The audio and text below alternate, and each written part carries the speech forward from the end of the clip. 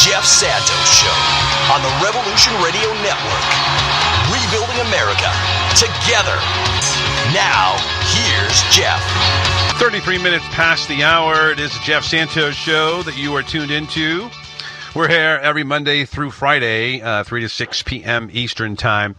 And, of course, 12 to 3 Pacific Time. And that's where we head right now because this is the first of a new time slot. He's the Renaissance man. He is a great musician. He's a great investigative journalist. Mr. Mark Taylor-Canfield. Happy Friday, Mark. How are you, my man? Hey, man, this is a very sunny day in Seattle, and I know I'm not supposed to tell people that because we'd like to limit the growth here, but it is really beautiful, and I'm out on my new boat with a beautiful girl and drinking a really nice microbrew. We just opened one, and, yeah, I highly recommend from Bremerton, Silver City Brewery's Ride the Spiral.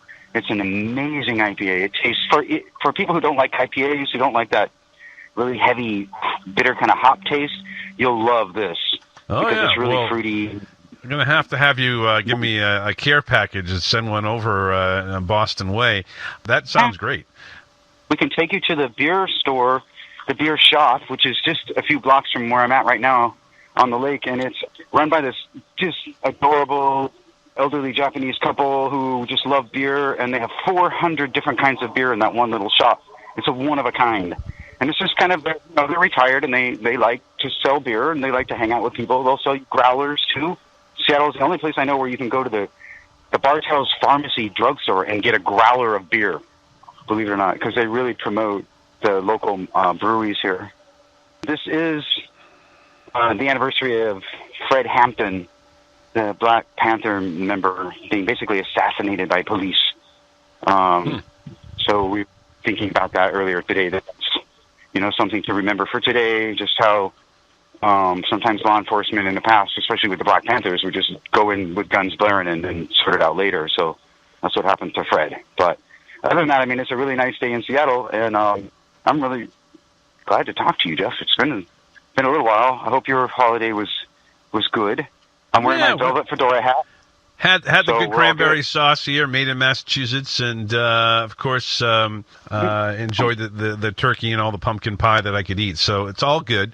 Thinking of the music scene that is not where you would like it to be, obviously, where anybody who loves the live music scene.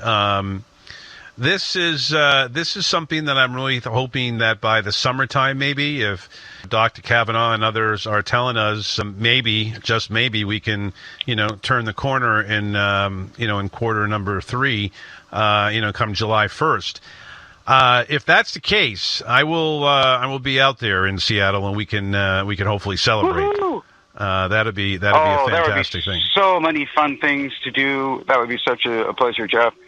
I think a lot of times when I'm hanging out with my friends here, my friend Jeff would love this place. So we went to Seward Park the other day when the weather got nice like this. And, I mean, that's amazing. You're in the middle of Seattle, but it has old-growth forests.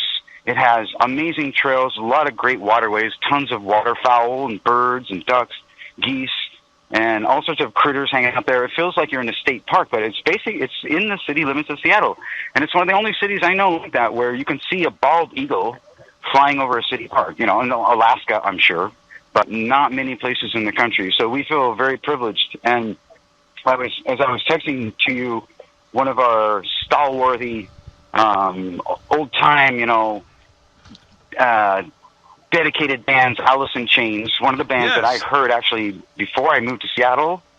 It's one of the reasons I came here. I was listening to all sorts of weird music.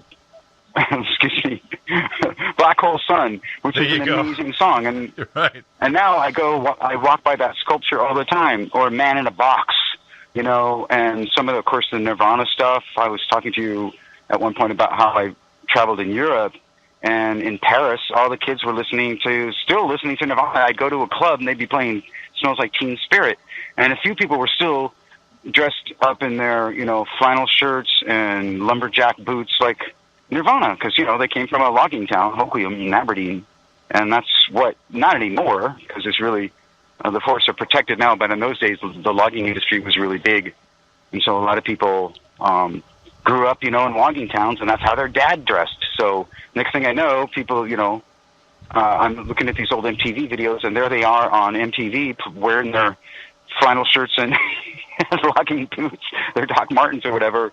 And I'm thinking that's how the Northwest culture was born nationally, through that, was the whole grunge scene. And so it was great to see Alice in Chains being honored by the Museum of Pop Culture, which, if you're ever in Seattle, it's a great place to visit. It was sort of Paul Allen's dream child. He had a bunch of Jimi Hendrix memorabilia, guitars, and things that he had collected because he did love rock and roll. But Microsoft billionaire who started the Museum of Pop Culture, and now they just gave Alice in Chains this great award, the Founders Award, which actually in the past has gone to Anna and Nancy Wilson from Heart, and also Brandi Carlile, who's a Grammy Award-winning singer-songwriter here in Seattle. So Alice in Chains did their live performance yesterday, and you can watch it on YouTube at the Museum of Pop Culture YouTube channel. And it's very fitting. I mean, they have really influenced a lot of bands. So bands like Korn and Metallica did a tribute to them and covered some of their music. So a really heartfelt tribute to the old guard band in Seattle, Alice in Chains. And by the way, I did meet, Jerry Cantrell at one time and played some music with him. So I also have a connection there. Yeah, he knew a friend of mine, Dale Lloyd, who at the time was a kind of a metal drummer, and then later became a very kind of esoteric, experimental, esoteric kind of music guy. He has his own label called And Or in Seattle. So shout out to Dale if you're listening. He's an amazing guy. I've learned a lot about really incredible music around the world from Dale. But he was the drummer who was playing in the garage, while they were drinking Rainier beer or whatever, playing with Jerry Cantrell, because he was looking, at the time, when you're young, you just look for people to jam with, and you play a bunch of metal because that's what everybody knows. And that's what Dale was doing. He was a great drummer. You mentioned beer, and of course, microbrew is a big thing, particularly in the West, more so than it is here in the East Coast, although there are, microbreweries throughout the nation now. But I remember, drinking Sierra Nevada in the 90s in California. I'm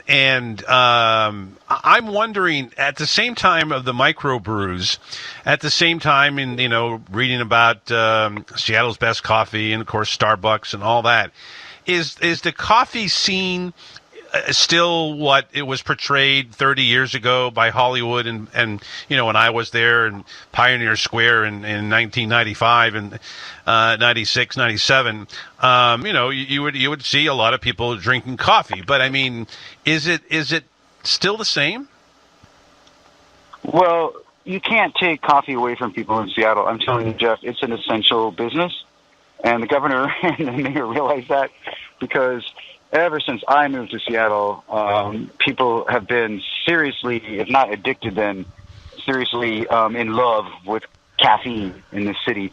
And I attribute it sometimes to the fact that we do get some gray sky, rainy weather in the fall and winter that goes on for weeks at a time.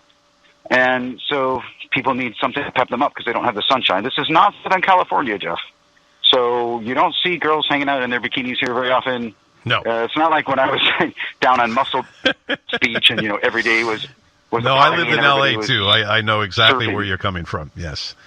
75 degrees on Christmas Eve. Doesn't even feel like Christmas, and people are eating oranges off the tree in their backyard and rollerblading down on the beach. And yeah, that's, not necessarily happening here. But people are very outdoorsy here, and you've recognized that before. That REI is very popular in Seattle. They have one of the flagship stores here, and I've been filming for my YouTube channel the last couple of days. And one of the things that we talked about was Seattle coffee culture, and let me tell you, it's everywhere. You can't escape it. And I have friends who will walk. There was an old Camel cigarette advertisement about I'd walk a mile for a Camel. I've seen some of those old magazine ads. Well, that's like my friends with coffee. Like, people walk 5 miles just to get that one cup of coffee.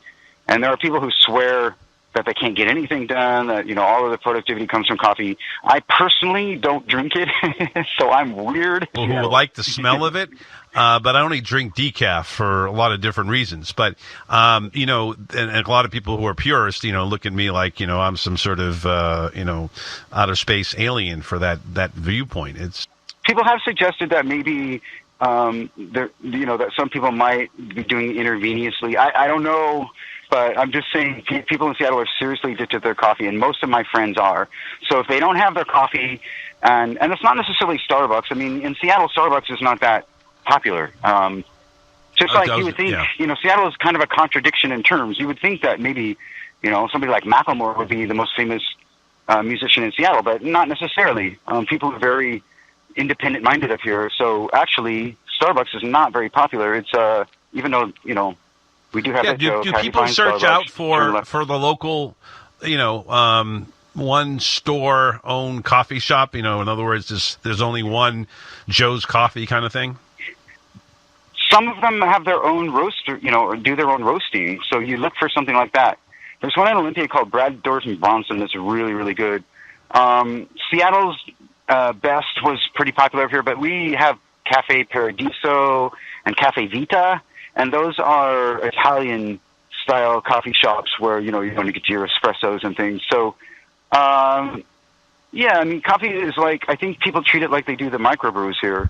They treat it with a lot of love and attention, and so coffee is just one of those finer things in life. In Paris, it was food when I was there, or especially chocolate or something. But in Seattle, it's coffee and microbrews. That's what I think sustains our whole culture. And then everything else, all the billionaires that come out of this place and all the great musicians, it all stems from caffeine and microbrews, I'm pretty sure, if I'm not mistaken.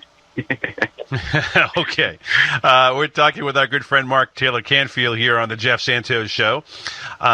This is the new time slot for Mark. We're going to keep him in the 5 o'clock hour going forward, sometimes at 5 o'clock, mainly at 5:30.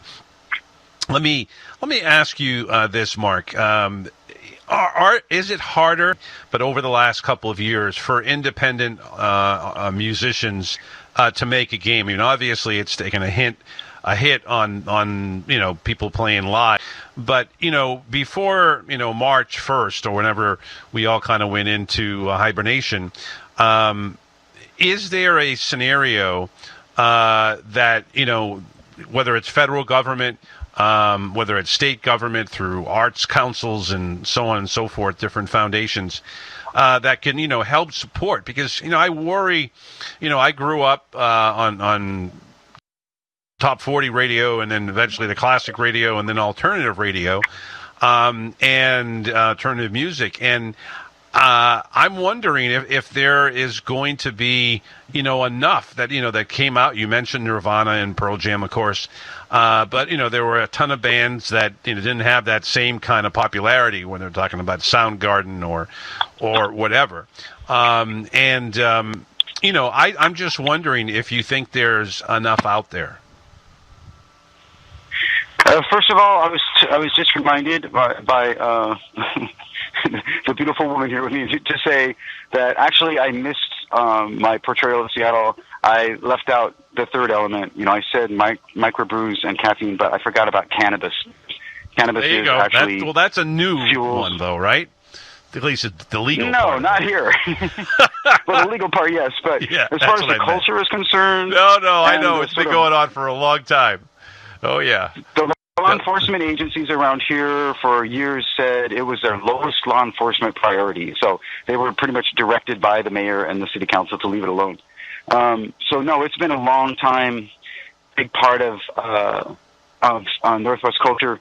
But, I'm dealing exactly with the kind of stuff you're talking about right now. So I'm getting ready to release officially, although you guys heard an excerpt from it, a promo excerpt of my song, Keeping Up with the Joneses. And so I've been working really hard in the studio on it to polish it up and make it a really nice, classy, sort of commercially viable song.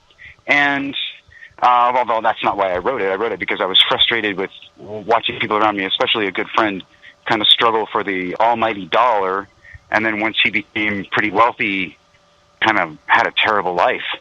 So that's kind of what the song is about. But I'm in the middle of that right now because I have to judge individually and with the band what the next step is for our careers. So I have been keeping in touch with people in the music industry who are pretty on the inside and know what's going on, some Grammy Award-winning kind of producers and musicians. So I do have some good consultants on this. And it looks like my job as an independent musician right now is to license and publish that song, make sure it's, nicely mastered and everything, and license and publish it. But I got some good feedback from some good producers on it, and they're all saying, hey, man, just release it. It's ready. So, and then what normally would happen, of course, and this is what the Black Tones would have done, when they had Jack Endino produce the album, the same guy who produced the first Nirvana album. I wanted him to produce my album, but during this time I decided, well, maybe I'll just produce it myself, and then I don't have to wait for things to loosen up. But basically you have to license and publish it, and that means going through a lot of these distribution companies now in order to get the airplay. And by the way, as far as radio airplay or online radio streaming goes, the old bands, everything from Jimi Hendrix, The Doors, the 80s, new wave bands, and all of that music, the classic rock, is still being listened to constantly every day, even by the up-and-coming generation. They love that kind of music. I don't think it's going to go away, Jeff. It's not like you're not going to hear, it's not like Led Zeppelin is going to disappear from the airwaves. They will still have a lot of places where you can listen to that classic music. It's just that for the new musicians, it's a little bit harder because we don't have the big Capitol Records group, to promote us and push our, quote, product is the way they look at it. I look at it, of course, as an art form. But right. So we have to do it ourselves. I think some people now have looked at it as industry based, and that's the unfortunate part of it. Because if you think of all the great musicians, particularly a lot of them that came out of London, I mean, they were helped in part by not only the Dole but by a lot of gifts. I know that the Beatles and the Kinks and others, all had aid coming from the different communities there. And I think that's something that should be a part of the future. I need to, to create more artists. They don't have to play rock and roll music. They can play jazz. They can do whatever. But I just think that needs to be fomented because more culture brings people together. I mean, how many times have we talked about the fact that you can go to a rock concert and you'll get Republicans and Democrats. Man, I know a lot of people that I know who are conservative, and even Trump supporters who love you too, as an example. I mean, you don't. Well, they keep trying to play Neil Young. They always want to play Neil Young at their events, and Neil Young is like, hey, I don't agree with these people. But yeah, music is apolitical, which is very refreshing to me. Now, I have social commentary in my songs, and that's a grand old tradition going back to Pink Floyd or whatever, where you comment on your. Yeah, we go back to Woody Guthrie. Try to critique it and help make it better by exposing its hypocrisy. But normally, Jeff, what we would be doing is be touring on this song. We would have a full set together and be rehearsing at right now. And then when the song is released, we would hit the road. We would hit every rock club in Seattle, Numos, the Crocodiles, Showbox, all the great ones, and make sure that we get out in the public eye. And after about, usually this is the way it works, and maybe with the Black Tones it took maybe a couple more years, but usually within about a year, people start to figure you out. They're like, they see you all the time, because in Seattle, everybody goes out with their friends to see rock bands, at least normally. So we have to replace that right now until things loosen up. And the only way to do that is basically through streaming online. And that means I have to approach it as a businessman, and I have to actually sit in front of my computer for 8 hours a day, for whatever it takes, to make sure that I've done all these deals with the distributors and the publishers and everything, because you can't, nothing is being done in person anymore. So everything has to be done online. So, for instance, I covered that song Freedom by David Gates. Freedom. It's actually a cover. I changed it a little bit, but it is a cover. So they're like, okay, we like your version, but I have to have it licensed in order to perform and sell that song. So that means I have to go to a publishing company, and in this case, it'll be a company called Sound Trader, and I pay them, and they get the rights. They go and purchase the rights for me from the original guy who wrote the song, which would be David Gates. And so I get his permission to perform it. Then, because it's licensed, I can actually make money off of that song, but he gets a cut of the royalties. All of that has to be worked out ahead of time. And it's the stuff that managers and record labels would normally deal with. But these days, I say do DIY. It goes back to the old punk thing, right? Just do it yourself. Don't worry. Don't wait for Capitol Records to discover you, because if you're good, just get out there and do it. And at some point, I'll probably end up doing some sort of webinar type things or presentations on YouTube about this for musicians, because we're all told a lot of stories about what you have to have in order to succeed. And in reality, all you really have to have is a lot of heart and some good music. And after a while, your reputation, especially in a place like Seattle, I can see if you're really isolated in the middle of nowhere and there's no one to listen to your music, that would be hard.